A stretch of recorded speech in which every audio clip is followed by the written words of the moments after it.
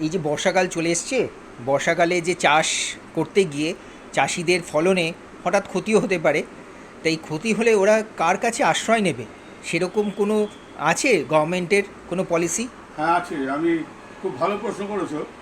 সামনেই তো বর্ষাকাল আসছে, তো অনেকভাবেই চাষের ক্ষতি হবে, হবেই হবে। ওই বর্ষা তো আর সব জায়গায় সমান হয় না বা বেশি বৃষ্টিপাত হয়।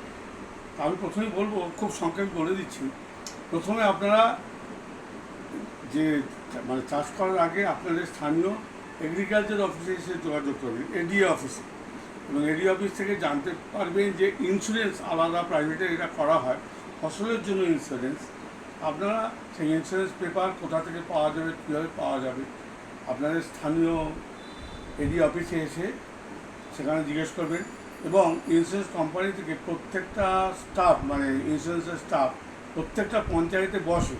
কোন কোন দিন বসে, তাদের টেলিফোন নাম্বার, তাদের নাম, এগুলো সবই আপনারা এগ্রিকালচার অফিস থেকে পাবেন।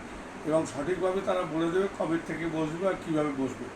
আপনাদের সেইখানে গিয়ে ইন্স্যুরেন্সটাকে করিয়ে দিতে হবে।